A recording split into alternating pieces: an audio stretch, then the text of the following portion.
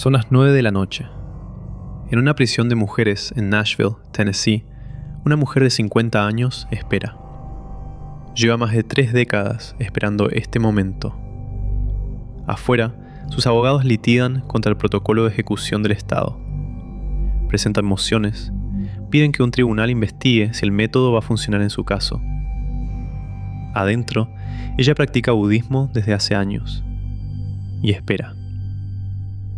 12 de enero de 1995, Knoxville, Tennessee. Una estudiante del Job Corps fue torturada y asesinada por una compañera de dormitorio, con un trozo de asfalto, en un sendero oscuro del campus agrícola de la Universidad de Tennessee. La responsable confesó 2 veces antes de que la policía la interrogara. Fue juzgada y un jurado decidió que merecía morir. 30 años después, esa sentencia todavía no se cumplió.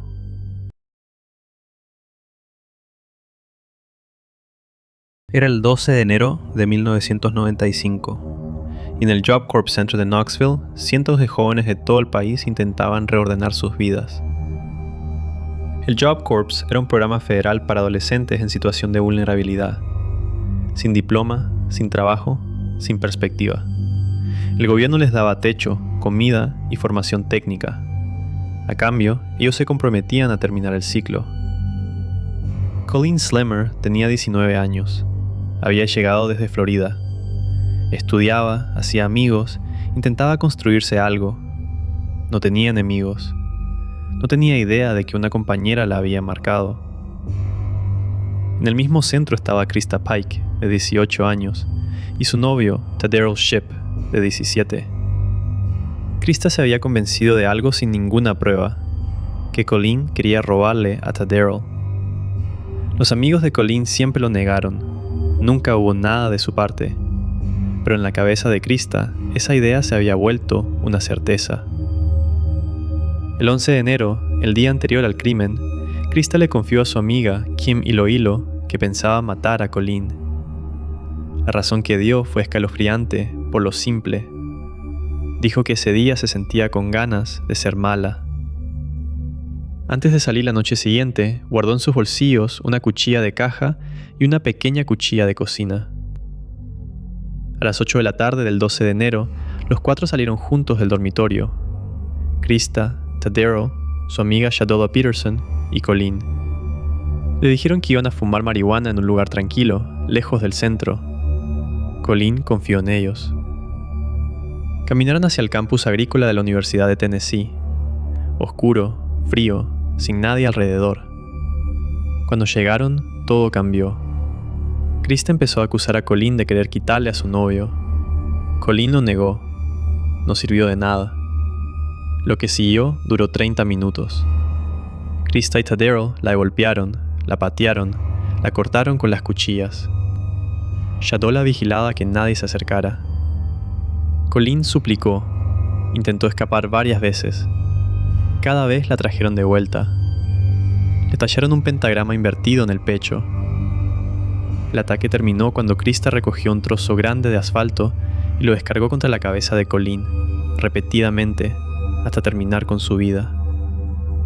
Según su propia declaración posterior, mientras lo hacía, Colleen le preguntaba ¿por qué? Después, Krista sacó un fragmento de cráneo y lo guardó en el bolsillo de la chaqueta. Los 3 volvieron caminando al dormitorio. Esa misma noche, Krista fue a la habitación de Kim Iloilo. Le mostró el fragmento. Le contó lo que había hecho. A la mañana siguiente, en el desayuno, se lo mostró a otra compañera, Stephanie Wilson. Seguía comiendo mientras lo hacía. Nadie llamó a la policía. El cuerpo de Colleen quedó en la oscuridad del campus. A la mañana siguiente, un empleado del departamento de mantenimiento de la universidad la encontró sin vida. Según su testimonio en el juicio, estaba tan desfigurado que en un primer momento pensó que era el cadáver de un animal. Recién cuando vio la ropa y el cuerpo de cerca, supo que era una mujer. Los investigadores vieron el pentagrama tallado en el pecho. Esto no había sido un ataque impulsivo. Había sido deliberado, sostenido, y alguien había querido que sufriera. Lo que no sabían todavía era que la responsable ya había confesado 2 veces, con el trofeo en el bolsillo.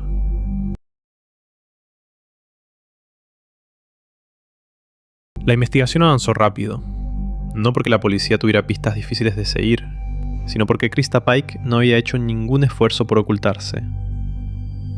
Lo primero que revisaron los investigadores fue el libro de registro del dormitorio. 4 estudiantes habían firmado la salida juntos la noche del 12.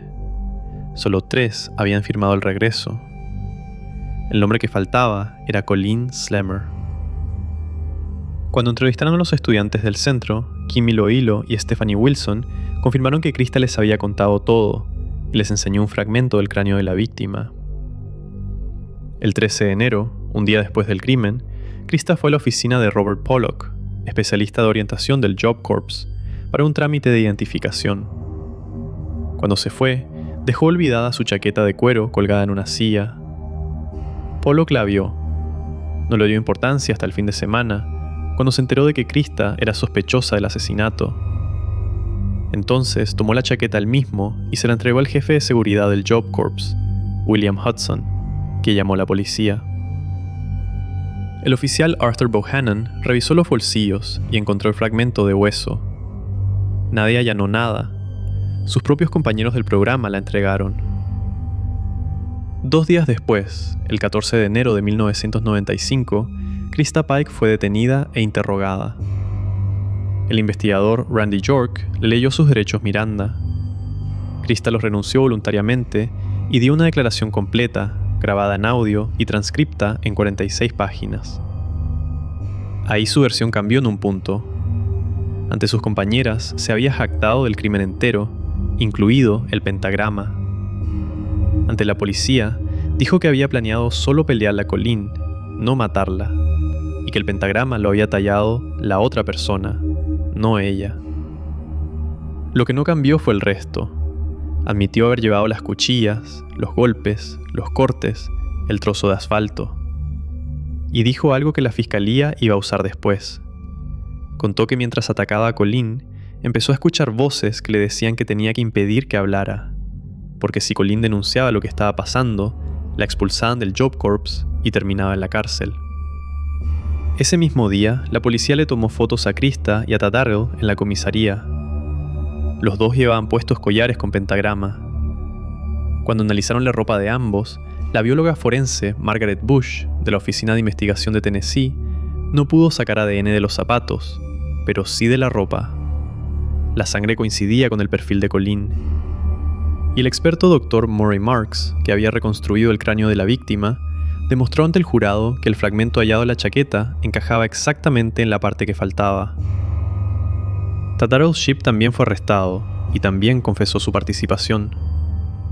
Shatola Peterson cooperó con la fiscalía desde el principio. El caso llegó al juicio con evidencia que no dejaba margen para la duda sobre los hechos. La pregunta que faltaba responder era otra.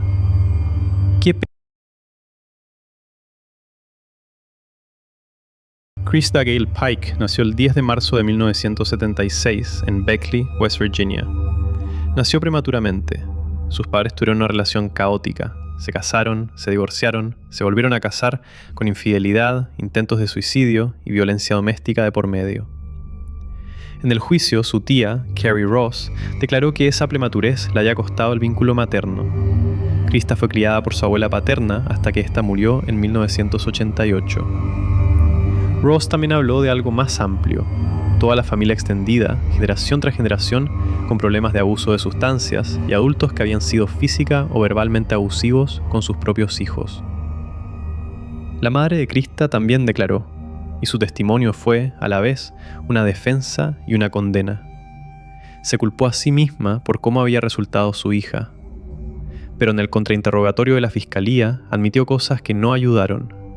Que Krista cultivaba marihuana en macetas en la casa desde los 9 años, que a los 14 le permitieron tener un novio viviendo con ella después de que amenazara con irse a la calle, que esa misma adolescente le había sacado un cuchillo de carnicero a ese novio, que le había mentido y robado en numerosas ocasiones, que había dejado el secundario. Reconoció que Krista estaba, en sus propias palabras, fuera de control desde los 8 años. El jurado también escuchó al psicólogo Dr. Eric Engum, que diagnosticó trastorno límite de la personalidad, dependencia de cannabis y depresión, y sostuvo que Krista había actuado por pérdida de control, no por cálculo frío. Años después, ya en apelaciones, el Dr. Jonathan Pincus la examinó y encontró daño cerebral orgánico, trastorno bipolar y PTSD, diagnósticos que el jurado original nunca escuchó. En 2021, en una petición de clemencia, sus abogados fueron más lejos. Alegaron que tampoco se presentó evidencia de victimización sexual infantil y abandono severo. Son denuncias de su propio equipo legal, no hechos confirmados en el juicio. El Sexto Circuito Federal, en 2019, revisó todo esto y concluyó algo distinto de lo que su defensa argumentaba. El jurado sí había escuchado una historia clara de la infancia de Krista.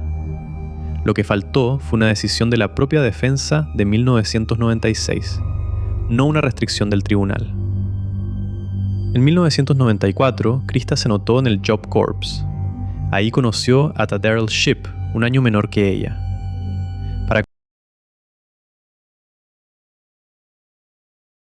Marzo de 1996, Knoxville, Tennessee. Krista Pike tenía 20 años cuando se sentó frente al jurado del condado de Knox.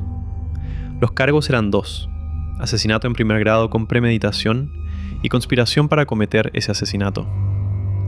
La fiscalía repitió ante el jurado la misma evidencia de la investigación: el libro de registro, los testimonios de las compañeras, el fragmento de cráneo, la confesión grabada. Y enfatizó la premeditación. Krista había anunciado el crimen un día antes y había salido con las cuchillas en el bolsillo. El jurado encontró dos circunstancias agravantes. La primera, que el asesinato fue especialmente atroz, con tortura más allá de lo necesario para matar. La segunda, que lo cometió para evitar que la denunciaran, el mismo miedo que ella misma había descrito en su confesión, el de ser expulsada del Job Corps y terminar presa. La defensa presentó la historia de Krista que ya conocemos: Engum, la madre, el padre, la tía. El 22 de marzo de 1996, el veredicto fue culpable en ambos cargos. El 30 de marzo llegó la sentencia: muerte por electrocución, más 25 años adicionales por conspiración, consecutivos. Con 20 años, Krista Pike se convirtió en la mujer más joven condenada a muerte en Estados Unidos en la era moderna. Taddaryl Shipp fue juzgado por separado en enero de 1997. Tenía 17 años al momento del crimen, lo que lo hacía inelegible para la pena de muerte bajo la ley de Tennessee. Recibió cadena perpetua con posibilidad de libertad condicional, más 25 años consecutivos. En octubre de 2025 le denegaron esa libertad condicional. Shadola Peterson, que vigiló mientras asesinaban a Colleen, recibió probation a cambio de cooperar. 3 personas, 3 roles. Krista Pike fue trasladada al pabellón femenino de pena de muerte de Tennessee, hoy alojado en el Deborah K. Johnson Rehabilitation Center en Nashville.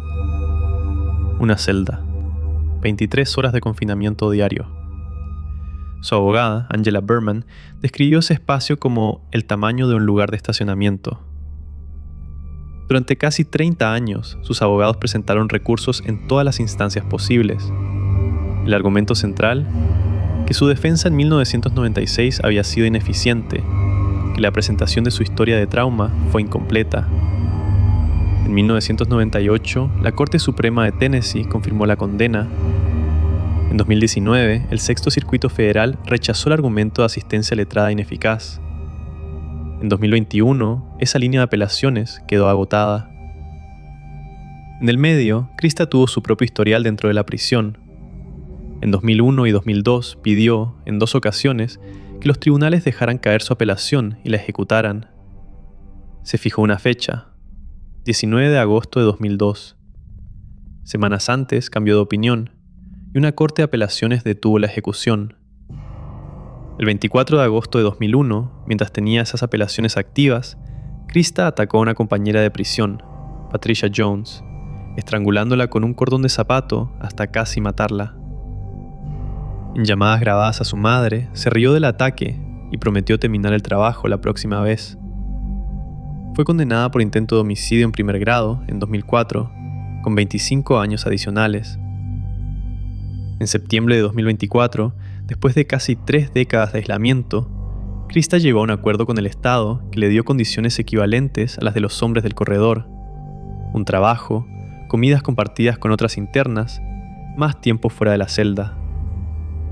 En septiembre de 2025, la Corte Suprema de Tennessee fijó la nueva fecha de ejecución, 30 de septiembre de 2026.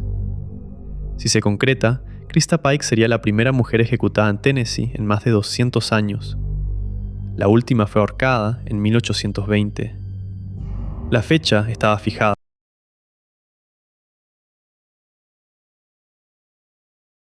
En enero de 2026, Krista presentó una demanda cuestionando el protocolo de ejecución. Tennessee había cambiado a una sola droga, pentobarbital. Sus abogados argumentan que, por una condición sanguínea que tiene, trombocitopenia, ese protocolo podría causar una muerte agónica por edema pulmonar. Y que viola sus creencias budistas, porque limita el acceso a su asesor espiritual en las horas previas. El 19 de marzo, el Estado respondió. Sostuvo que la octava enmienda no garantiza una muerte sin dolor, y que existe un historial amplio respaldando el uso de pentobarbital. En mayo, el caso fue transferido de un tribunal de Nashville directamente a la Corte Suprema de Tennessee, por una regla nueva que exige que todo litigio sobre el método o el momento de una ejecución se presente ante el máximo tribunal del Estado. Y el 21 de mayo de 2026, Tennessee fracasó en ejecutar a Tony Carruthers. No pudieron establecer la vía intravenosa. La ejecución se postergó un año. 12 días después, el 12 de junio, los abogados de Krista presentaron una nueva moción ante la Corte Suprema de Tennessee. Pidieron que se designe un Special Master para investigar cómo funcionaría el protocolo en su caso específico, dado lo que llaman sus condiciones físicas y mentales únicas. Advirtieron que, sin esa revisión, Tennessee podría provocarle una muerte torturante. Esa moción todavía no tiene respuesta. La fecha sigue siendo el 30 de septiembre de 2026. Pero lo que va a pasar ese día, si va a pasar como está fijado, si se posterga... Colleen Slemmer tenía 19 años.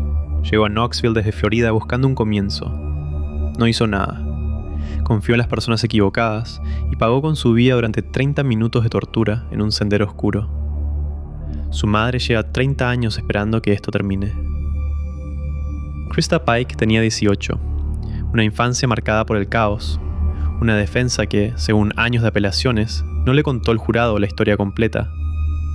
Hoy tiene 50 años y en 2001, ya en prisión, casi mató a otra persona y se rió de ello en llamadas grabadas. Nadie nació destinada a lo que pasó esa noche, pero pasó. El sistema de justicia existe para responder a eso. Algunos creen que un crimen así, planeado, exhibido como trofeo, no merece otra cosa que la pena máxima. Otros creen que el Estado no debería tener ese poder nunca, sin importar lo que la condenada haya hecho. Y hay quienes señalan algo más específico, que Tennessee sería el único estado en ejecutar a alguien por un crimen cometido a los 18 años desde 1972, en un caso donde los diagnósticos más completos llegaron después del juicio. Las respuestas no son simples, y quizás no deberían serlo. Déjame tu opinión en los comentarios. ¿Se hizo justicia con Colleen? ¿O hay algo en este caso que el sistema todavía no resolvió? Gracias por acompañarme.